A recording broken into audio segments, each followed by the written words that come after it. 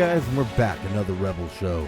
And tonight I've got, it's kind of like an opinion piece, because there's so much stuff going on out there with the media and politics that sometimes, I get tired of hearing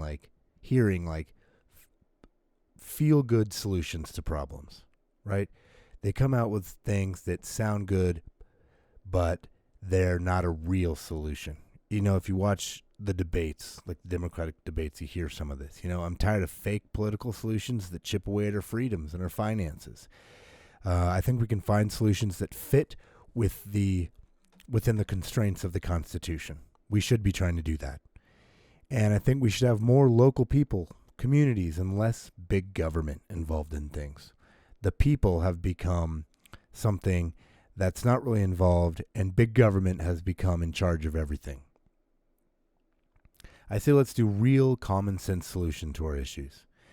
We the governed,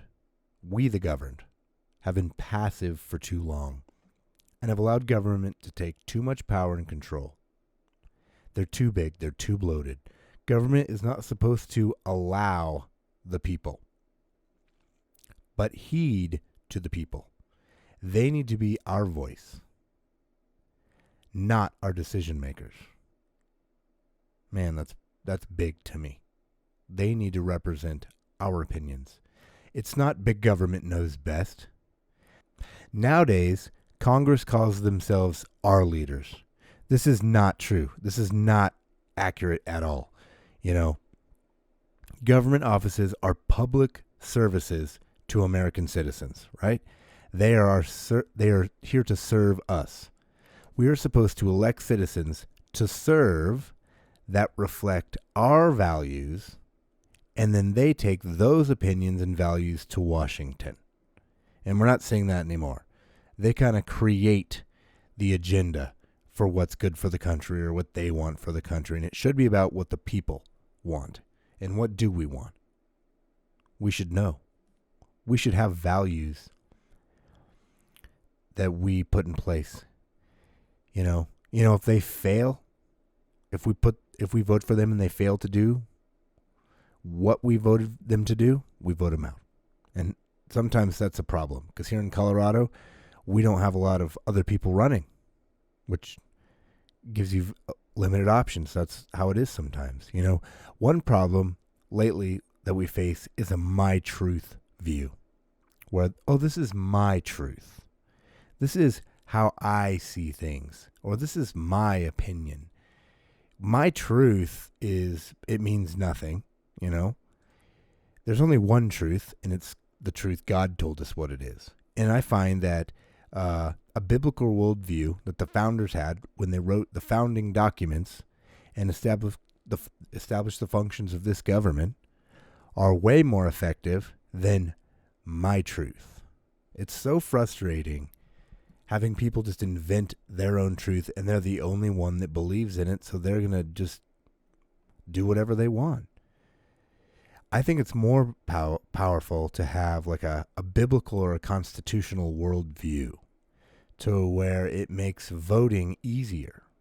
If you understand what God intended and you understand God's opinion on things, it makes life easier, I think. You don't have to dig very deep into a politician to know if you can vote for him. And as a society, we're getting away from a biblical worldview. And the founders used the Bible to build this government system that we have. We've talked about this in past episodes, So I wanted to go through a few opinions that I have. So, gun control. Joe Biden introduced the gun-free zone in 1990. And since then, 98% of all mass shootings have happened in these soft targets. Soft target is an area that it's not protected by anything. So where we send our most precious is zero security at all. That's very interesting. So schools have unfortunately had many mass shootings through the years, and still schools are gun-free zones. I think ex-cops or ex-military or even cops and other trained personnel should be hired to guard these facilities. If they had a couple guards out and it was obvious, it wouldn't be a problem, right? You know, when you go into a military base, there's 2 or 3 guards there searching your car, if you've ever done that.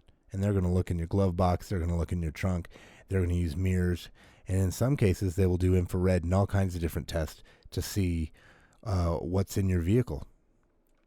I think all Americans should buy, be trained, and always carry firearms. I think that's huge.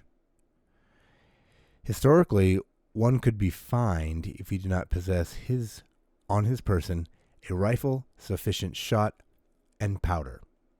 So you could be fined if you didn't carry the right weaponry as a citizen. That's interesting. What if government implemented that now? I wonder how society would react. I also believe in a local militia. And I could be on my own on this with a lot of people, but just imagine like a neighborhood watch style group that was designed to watch and prevent crime. Like your street could do it. This does not mean you marched up and down the street with weapons.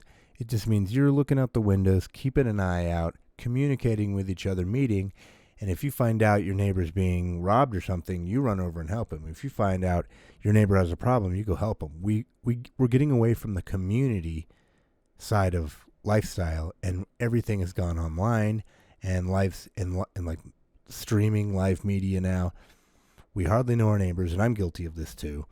And it's become more of a problem. But I would be for this. And with the society we have right now, I think this would be shot down so quick that you couldn't do it. So you wouldn't want to talk about it. But the local militia is what the Second Amendment was talking about when it was talking about the rights of the people not being infringed. It's to where people would protect each other, communities would protect each other, not just from like criminals, but from like a bear attack.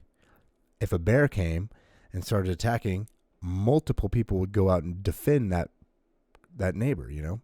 You know, the Hollywood celebrities and politicians get armed guards and live in secure gated communities, yet want to legislate against our rights to protect ourselves. So are they going to pay for us to have armed security guards if they want to ban our weapons? I'm guessing no, right? But they're going to live in a community and totally not relate to the average person and then want to dictate to us what happens. You know, these politicians think all gun owners are future mass shooters and think disarming law-abiding citizens will somehow stop criminals. And that's the pretty much case right there. How does disarming a law-abiding citizen stop a criminal? A criminal is going to do whatever it takes, you know? I believe this topic, like most political topics of the day, go deeper, though. I think this is more than about trying to keep the streets safe and trying to keep the children safe, as some politicians say. The left cannot fully implement its impossible utopia as long as its citizens can defend themselves. I think that's what this is about. They promise more safety, but will ultimately produce anarchy.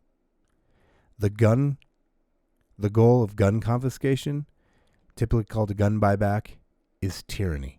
All right?